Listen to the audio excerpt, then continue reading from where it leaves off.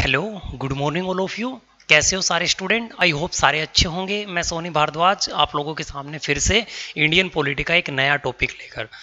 तो last class में हमने क्या पढ़ा था? तो लास्ट क्लास में आप लोग पढ़ रहे थे राज्यपाल के बारे में, विधानमंडल के बारे में, मुख्यमंत्री के बारे में।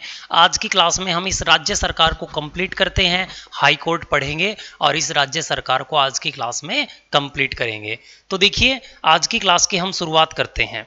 तो आज की क्लास की शुरुआत में हम हाई कोर्ट पढ़ेंगे, तो मैं हेडिंग डाल देता हूं। आज की क्लास में हम पढ़ने वाले हैं हाई कोर्ट, उच्च न्यायालय। तो आज की क्लास में हम पढ़ने वाले हैं उच्च न्यायालय।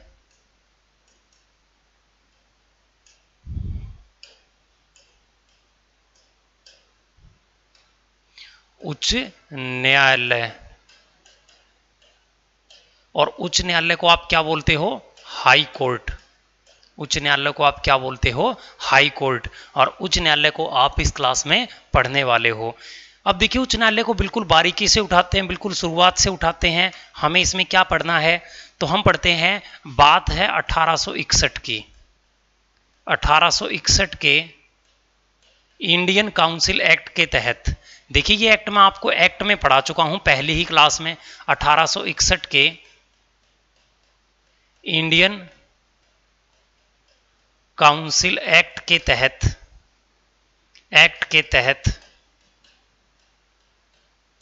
1862 में, इस एक्ट के तहत 1862 में पहली बार भारत में 1862 में पहली बार भारत में हाई कोर्ट स्थापित किए। हाई कोर्ट स्थापित किए। और ये हाई कोर्ट कहां पर स्थापित किए थे? तो ये हाई कोर्ट स्थापित किए थे कलकत्ता, मद्रास और बॉम्बे। कलकत्ता, मद्रास और बॉम्बे। तो हम पढ़ते हैं 1861 के इंडियन काउंसिल एक्ट। ये एक्ट मैं आपको एक्ट की शुरुआत में पढ़ा चुका हूं। इसके तहत 1862 में पहली बार भारत में हाई कोर्ट स्थापित हुए, कलकत्ता, मद्रास और बॉम्बे में। तो याद रखें, हाई कोर्ट एक्ट 1861 का होगा। हाई कोर्ट एक्ट 1861 का। हाई कोर्ट कब बने थे? 1862 में। तो ये भी आप याद रखोगे। इसके बाद हम पढ़ते हैं इसके आर्टिकल। तो सबसे पहले हम पढ़ते हैं आर्टिकल 214। सबसे पहले हम पढ़ते हैं आर्टिकल 214, आर्टिकल 214 भी बोल दो इसको। तो इसमें हम पढ़ते हैं, प्रत्येक राज्य का एक उच्च न्यायालय होगा। प्रत्येक राज्य का एक उच्च न्यायालय होगा।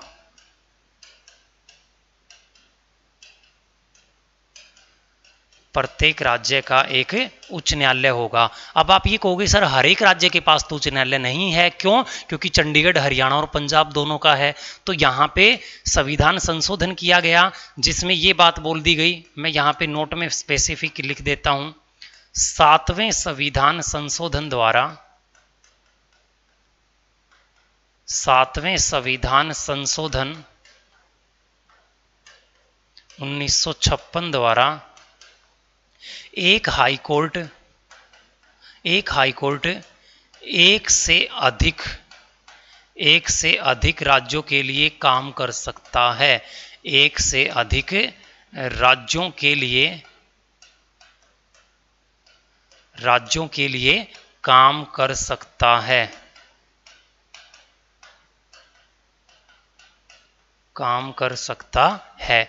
तो ये लिखा है, 7वें संविधान संशोधन 1956 के द्वारा एक हाई कोर्ट एक से अधिक राज्यों के लिए काम कर सकता है। तो ये भी आप लोग याद रखोगे इसी में। इसके बाद हम पढ़ते हैं आर्टिकल 226।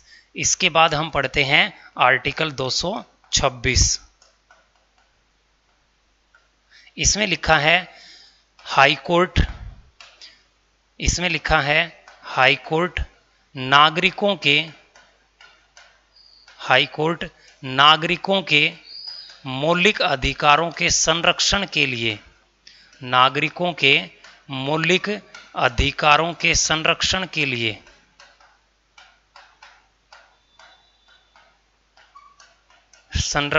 लिए 5 रिट जारी कर सकता है। 5 रिट जारी कर सकता है। ये वही 5 रिट हैं जो मैंने आपको सुप्रीम कोर्ट में पढ़ाई थी। कौन सी? नंबर 1 पे है बंदी प्रत्यक्षीकरण, बंदी प्रत्यक्षीकरण। नंबर 2 पे है परमादेश, मैंडामस। नंबर 3 पे है उत्प्रेषण, जो डी ग्रुप में आई थी। इसके बाद हम पढ़ते हैं नंबर 4 पे है निषेध, जिसको प्रतिषेध भी लिखा होता है, प्रोहिबिशन। नंबर 5 पे है अधिकार पर्चा, क्यू वारंटो। तो हम पढ़ते हैं ये 5 रिट जारी कर सकता है सुप्रीम को सॉरी हाईकोर्ट नागरिकों के मौलिक अधिकारों का संरक्षण के लिए ये 5 रिट जारी करता है। अब देखिए बोर्ड पे गौर से, आपने 5 रिट पढ़ी थी, एक बार फिर रिवाइज करवा देता हूं। पांचों रिट आर्टिकल 32 के तहत तो सुप्रीम कोर्ट करता है, आर्टिकल 226 के तहत हाई कोर्ट करता है नागरिकों के मौलिक अधिकारों के संरक्षण के लिए। अब देखिए इसमें बंदी प्रत्यक्षीकरण, तो मैंने बताया था को हाई कोर्ट ये रिट जब जारी करता है किसी पुलिस स्टेशन, किसी पुलिस संस्था के खिलाफ, कब करता है? अगर किसी पुलिस संस्था ने किसी व्यक्ति को गलत तरीके से गिरफ्तार किया है तो हाई कोर्ट रिट जारी करता है उस पुलिस स्टेशन के खिलाफ। ये लिखता है उसमें कि आपने जिस व्यक्ति को गिरफ्तार किया है उसे प्रत्यक्ष रूप से हाई कोर्ट में पेश कर दीजिए, यानी उसका शरीर प्राप्त करने के लिए। परमादेश सबसे बड़ा आदेश, यानी किसी व्यक्ति या उसकी संस्था को, व्यक्ति या किसी संस्था को उसका कर्तव्य याद दिलाने के लिए ये रिट जारी की जाती है। उत्प्रेषण का मतलब ये होता है अपने से निम्न न्यायालयों से केस को ट्रांसफर करके बुलवा लेना, केस को ट्रांसफर करके मंगवा लेना, उत्प्रेषण कहलाता है। निषेध या प्रतिषेध क्या है? अपने से निम्न न्यायालय को यह बताना, अगर इससे छोटा कोर्ट किसी केस पर सुनवाई करता है और वो उसके अधिकार क्षेत्र से बाहर है तो ये निषेध या प्रतिषेध से क्या करता है, उस पर रोक लगाता है, ये रिट जारी करता है, ये केस आपके अधिकार क्षेत्र से बाहर है, आप इस पे काम मत कीजिए। इसके बाद लिखा है अधिकार पर्चा। अधिकार पर्चा का मतलब ये है अगर कोई व्यक्ति किसी गलत पोस्ट पे गलत तरीके से पहुंच जाए, उसका गलत इस्तेमाल करने लगे, तो हाई कोर्ट ये प्रश्न पूछता है आप इस पोस्ट के लायक नहीं हो तो आप इस पोस्ट पर कैसे रह सकते हो, तो उस व्यक्ति को उस पोस्ट से हटाया जा सकता है। तो ये वो 5 रिट हैं जो हाई कोर्ट जारी करता है। इसके बाद हम पढ़ते हैं आर्टिकल 217। इसके बाद हम पढ़ते हैं आर्टिकल 217। इसके बाद हम पढ़ते हैं आर्टिकल 217। आर्टिकल 217 में क्या लिखा है? तो यह आर्टिकल पहले भी पढ़ा चुका हूं। इसमें लिखा है उच्च न्यायालय के न्यायाधीश की नियुक्ति, उच्च न्यायालय के न्यायाधीश की नियुक्ति, उच्च न्यायालय के न्यायाधीश की नियुक्ति राज्यपाल की सलाह पर, राज्यपाल की सलाह पर राष्ट्रपति करता है, राष्ट्रपति करता है। ये तो बताने की जरूरत नहीं है, करीब तीसरी बार मैंने इस आर्टिकल को लिखा है। इसके बाद हम पढ़ते हैं आर्टिकल 219। इसके बाद लिखते हैं आर्टिकल 219। आर्टिकल 219 इसमें क्या लिखा है? इसमें लिखा है उच्च न्यायालय के न्यायाधीशों को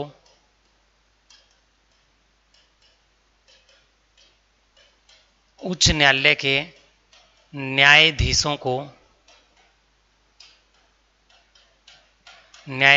को राज्यपाल शपथ दिलाता है, राज्यपाल शपथ दिलवाता है।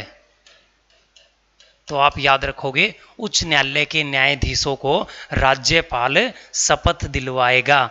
इसके बाद हम पढ़ते हैं आर्टिकल 220। ये थोड़ा सा इंपॉर्टेंट है। इसके बाद हम पढ़ते हैं आर्टिकल 220, आर्टिकल 220।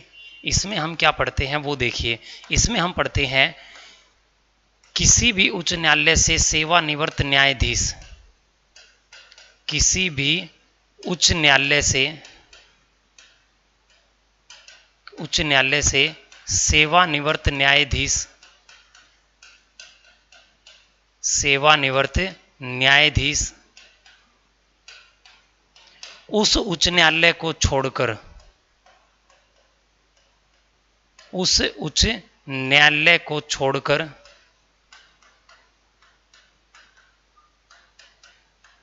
छोड़कर जहां वो पहले कार्य कर चुका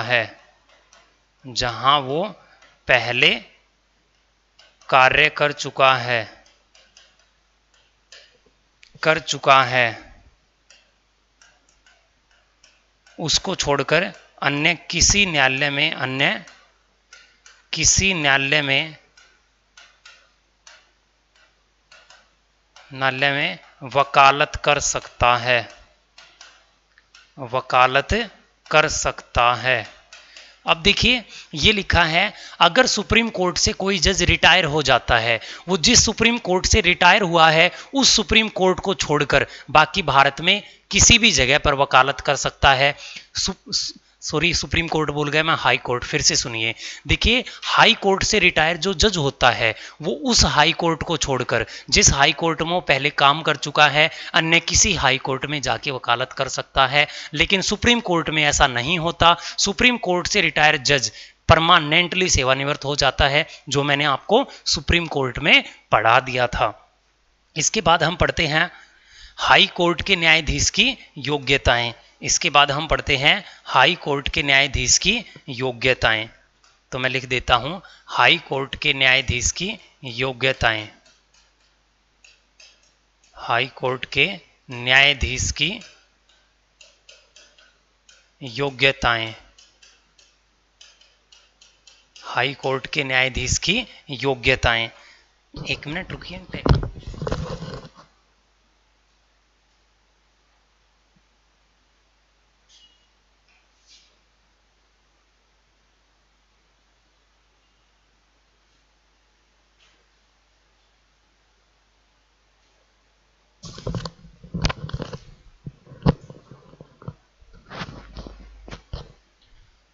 तो अब देखिए हम पढ़ते हैं नंबर 1 पे, वह भारत का नागरिक होना चाहिए।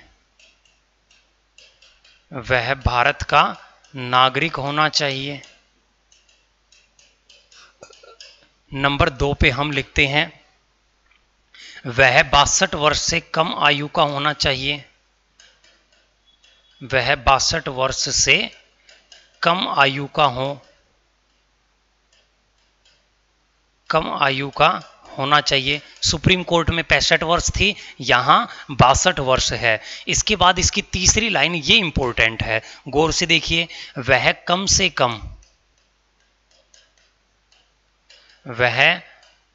कम 2 निम्न न्यायालयों में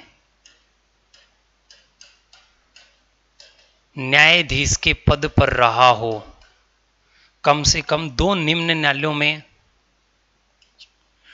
5 वर्ष न्यायाधीश के पद पर रहा हो। 5 वर्ष न्यायाधीश के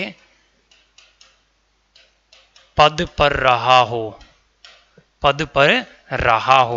तो वो क्या कर सकता है, सुप्रीम हाई कोर्ट के लिए अप्लाई कर सकता है। या फिर और में अथवा में आप क्या लिख सकते हो, अथवा में लिख सकते हो वह कम से कम 2 उच्च न्यायालयों में 10 वर्ष वकालत कर चुका हो, वह जज के लिए अप्लाई कर सकता है। तो गौर से देखिए, हाई कोर्ट का जज बनने के लिए वह कम से कम 2 निम्न न्यायालयों में 5 वर्ष जज के रूप में कार्य कर चुका हो तो अप्लाई कर सकता है, या फिर वह कम से कम 2 उच्च न्यायालयों में वकील के तौर पर वकालत कर चुका हो तो वो हाई कोर्ट का जज बन सकता है। ये उसकी योग्यताएं हैं। अब कुछ कॉमन क्वेश्चन मैं यहाँ पे लिख देता हूँ। तो जजों की संख्या के अनुसार आपसे क्वेश्चन पूछा जाता है, जजों की संख्या के अनुसार भारत का सबसे बड़ा हाई कोर्ट, भारत का सबसे बड़ा हाई कोर्ट कौन सा है? इलाहाबाद। भारत का सबसे बड़ा जो हाई कोर्ट है वो कौन सा है? इलाहाबाद है। इसके बाद हम पढ़ते हैं जजों की संख्या के अनुसार भारत का सबसे छोटा हाई कोर्ट कौन सा है? Guwahati high court. Guwahati high court. तो याद रखोगे इलाहाबाद हाई कोर्ट और गुवाहाटी हाई कोर्ट ये सबसे बड़े छोटे हाई कोर्ट हैं, तो ये भी आप लोगों को याद रखना पड़ोगे। इसके बाद हम पढ़ते हैं वर्तमान में, इसके बाद याद रखोगे आप वर्तमान में 25 हाई कोर्ट हैं और सबसे न्यू कौन सा बना है? तो आपको न्यू याद रखना पड़ेगा। नया कौन सा है? तो हम पढ़ते हैं नया है अमरावती हाई कोर्ट। सबसे नया कौन सा है? Amravati high court. तो प्रेजेंट में 25 हाई कोर्ट हैं, सबसे नया कौन सा है? Amravati high court. और ये अमरावती हाई कोर्ट कब बना था? 2019 में। ये बना था 2019 में। इसके बाद हम पढ़ते हैं, यहाँ पे मैं नोट डाल देता हूँ, इससे पहले वाले भी लिख देता हूँ, क्या पता एग्जाम में ऐसे क्वेश्चन भी पूछ लिए जाएं। तो देखिए हम पढ़ते हैं 2013 में 3 राज्यों में हाई कोर्ट बने थे। 2013 में 3 राज्यों में हाई कोर्ट बने थे। 3 राज्यों में हाई कोर्ट बने थे। और ये 3 राज्य कौन से हैं? मेघालय, नंबर 2 मणिपुर और नंबर 3 त्रिपुरा। इन 3 राज्यों के अंदर हाई कोर्ट बने थे 2013 में।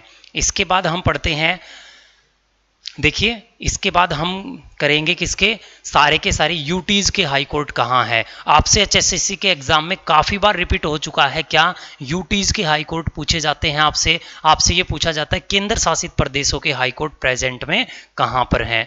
तो हम यहां पर पढ़ेंगे सबसे पहले दिल्ली एकमात्र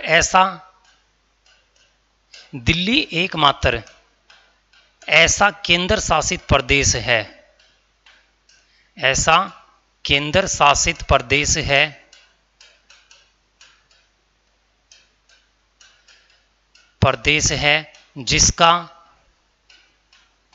जिसका खुद का उच्च न्यायालय है, जिसका खुद का उच्च न्यायालय है, जिसका खुद का उच्च न्यायालय है। दिल्ली एकमात्र ऐसा केंद्र शासित प्रदेश है जिसका खुद का उच्च न्यायालय है। इसके बाद हम पढ़ते हैं नंबर सेकंड पे हम पढ़ते हैं चंडीगढ़ का उच्च न्यायालय। देखिए जो चंडीगढ़ का उच्च न्यायालय है, ये चंडीगढ़ का उच्च न्यायालय किस किस के लिए काम करता है? हरियाणा और पंजाब के लिए, हरियाणा और पंजाब के लिए। तो आप याद रखोगे अकेला दिल्ली ऐसा है जिसका खुद का उच्च न्यायालय है, बाकी किसी यूटीज का खुद का नहीं है, किसी केंद्र शासित प्रदेश का खुद का नहीं है। हरियाणा पंजाब वाला चंडीगढ़ के लिए काम करता है। इसके बाद हम पढ़ते हैं दमन व दीव और दादर और नगर हवेली के लिए। इसके बाद हम पढ़ते हैं दमन व दीव व दादर और नगर हवेली का, दादर व नगर हवेली का, दादर व नगर हवेली का हाई कोर्ट कहाँ है? Mumbai high court. इनका हाई कोर्ट कहाँ है? मुंबई, यानी महाराष्ट्र का हाई कोर्ट इनके लिए काम करता है। उसके बाद हम पढ़ते हैं लक्षद्वीप हाई कोर्ट। इसके बाद हम बात करते हैं जो लक्षद्वीप है, इस लक्षद्वीप का हाई कोर्ट कहाँ है? Kerala high court. तो हम पढ़ते हैं जो केरल का हाई कोर्ट है, ये केरल का हाई कोर्ट काम करता है लक्षद्वीप के लिए। इसके बाद हम पढ़ते हैं अंडमान निकोबार का हाई कोर्ट। इसके बाद हम बात करते हैं अंडमान व निकोबार, अंडमान व निकोबार का जो हाई कोर्ट है ये कहाँ पे है? तो ये कलकत्ता हाई कोर्ट इनके लिए काम करता है। जो कलकत्ता का हाई कोर्ट है वो इनके लिए काम करता है। इसके बाद हम पढ़ते हैं पांडिचेरी। इसके बाद हम पढ़ते हैं पांडिचेरी। पांडिचेरी का जो हाई कोर्ट है वो कहाँ है? चेन्नई हाई कोर्ट, यानी कि तमिलनाडु का जो हाई कोर्ट है वो इनके लिए काम करता है। रही बात जम्मू कश्मीर और लद्दाख की, तो जम्मू कश्मीर लद्दाख का अभी डिसाइड नहीं है, उनका जम्मू कश्मीर श्रीनगर वाला ही हाई कोर्ट है। तो देखिए ये कुछ क्वेश्चन थे आपके हाई कोर्ट से रिलेटेड जो मैंने बोर्ड पे एक एक करके लिख दिए हैं। अब देखिए जितने भी क्वेश्चन मैंने बोर्ड पे लिखे हैं एक बार सारे क्वेश्चनों को मैं एक बार रिवाइज करवा देता हूं आप लोगों को अच्छे से, क्योंकि यहां से आपके एग्जाम में काफ़ी बार क्वेश्चन पूछे जाते हैं, तो इसको अच्छे से प्रिपेयर करके जाओगे, क्योंकि हाई कोर्ट से कई बार आपके हरियाणा के एग्जाम में क्वेश्चन पूछ लिए जाते हैं। तो देखिए हम यहाँ पे एक बार इन सभी को रिवाइज करते हैं।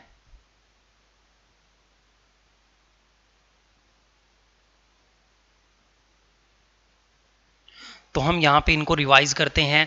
सबसे पहले मैंने लिखा है उच्च न्यायालय हाई कोर्ट। तो देखिए 1861 के इंडियन काउंसिल एक्ट के तहत, तो आप याद रखोगे सबसे पहले जो ये एक्ट आया था 1861 का भारतीय परिषद अधिनियम, इसके तहत 1862 में पहली बार भारत में हाई कोर्ट की स्थापना हुई थी। तो एक्ट कौन सा होगा? 1861 का। हाई कोर्ट कब बना? 1862 में। कौन सी जगह पे? कलकत्ता, बॉम्बे और मद्रास, इन 3 जगहों पे बना था। आर्टिकल 214 के तहत क्या है? प्रत्येक राज्य का एक अपना हाई कोर्ट होगा। अब प्रत्येक राज्य में तो नहीं है, सिर्फ 25 ही हाई कोर्ट हैं। तो 7वें संविधान संशोधन में, नोट में मैंने लिखा है 7वें संविधान संशोधन 1956 के तहत एक हाई कोर्ट एक से अधिक राज्यों के लिए काम कर सकता है। इसके बाद लिखा आर्टिकल 226, इसमें क्या लिखा है? हाई कोर्ट नागरिकों के 226 में क्या लिखा? हाई कोर्ट नागरिकों के मौलिक अधिकारों के संरक्षण के लिए 5 रिट जारी कर सकता है। अब देखिए 5 रिट जारी कर सकता है, जैसे सुप्रीम कोर्ट आर्टिकल 32 के तहत करता था, तो ये आर्टिकल 226 के तहत करता है। वही 5 रिट हैं: बंदी प्रत्यक्षीकरण, परमादेश, उत्प्रेषण, निषेध और अधिकार पर्चा। इसके बाद हम पढ़ते हैं आर्टिकल 217 उच्च न्यायालय के न्यायाधीश की नियुक्ति। आर्टिकल 217 बार बार करवा चुका हूं, उच्च न्यायालय के न्यायाधीश की नियुक्ति राज्यपाल की सलाह पर राष्ट्रपति करेगा। आर्टिकल 219 में लिखा है उच्च न्यायालय के न्यायाधीशों को शपथ राज्यपाल दिलवाएगा। आर्टिकल 220 क्या कहता है? ये कहता है किसी भी हाई कोर्ट से अगर कोई रिटायर हो जाए जज, तो वो उस हाई कोर्ट को छोड़ के अन्य किसी हाई कोर्ट के अंदर वकालत कर सकता, सिर्फ उसी में वकालत नहीं कर सकता। इसके बाद हम पढ़ते हैं हाई कोर्ट के न्यायाधीश की योग्यताएं: वह भारत का नागरिक होना चाहिए, वह 62 वर्ष से कम आयु का होना चाहिए, वह कम से कम 2 निम्न न्यायालयों में, देखिए इसमें 62 वर्ष है, सुप्रीम कोर्ट में 65 वर्ष है, और ये है वो कम से कम 2 निम्न न्यायालयों में 5 वर्ष न्यायाधीश के पद पर रहा हो, या फिर वो कम से कम 2 उच्च न्यायालयों में 10 वर्ष वकालत कर चुका हो, हाई कोर्ट के लिए अप्लाई कर सकता है। जजों की संख्या के अनुसार सबसे बड़ा हाई कोर्ट इलाहाबाद का है, और जजों की संख्या के अनुसार सबसे छोटा हाई कोर्ट गुवाहाटी का है। इसके बाद हम पढ़ते हैं वर्तमान में 25 हाई कोर्ट हैं। सबसे नया अमरावती का है जो 2019 में बना था। 2013 में मेघालय, मणिपुर, त्रिपुरा में हाई कोर्ट बने थे। इसके बाद यूटीज केंद्र शासित प्रदेशों के हाई कोर्ट एग्जाम में आते हैं। दिल्ली एकमात्र ऐसा केंद्र शासित प्रदेश है जिसका खुद का उच्च न्यायालय है। चंडीगढ़ का उच्च न्यायालय हरियाणा, पंजाब वाला काम करता है। दमन और दीव का, मुंबई का उच्च न्यायालय महाराष्ट्र का उच्च न्यायालय दमन और दीव के लिए काम करता है। केरल यानी कि केरल का उच्च न्यायालय लक्षद्वीप के लिए काम करता है। कलकत्ता का उच्च न्यायालय अंडमान और निकोबार के लिए काम करता है, और चेन्नई का उच्च न्यायालय पांडिचेरी के लिए काम करता है। तो ये थे आपके उच्च न्यायालय से रिलेट सारे के सारे क्वेश्चन जो मैंने आप लोगों को बोर्ड पे करवा दिए हैं। मोस्ट इंपॉर्टेंट टॉपिक, आप इसको अच्छे से रिवीजन कर लीजिएगा। मैं आपको एक बात बता दूं, आपका राज्य सरकार खत्म हो चुका है। HSSC के अकॉर्डिंग राज्य सरकार से जितने क्वेश्चन आते हैं सारे मैं बोर्ड पे आप लोगों को करवा चुका हूँ। तो आज की क्लास को यहीं स्थगित करते हैं। आज के लिए पढ़ने के लिए धन्यवाद। मिलते हैं आपकी अगली क्लास में एक नए टॉपिक के साथ में, स्थानीय सरकार के साथ में। तो बेस्ट ऑफ लक सभी स्टूडेंट को। Tata, bye bye.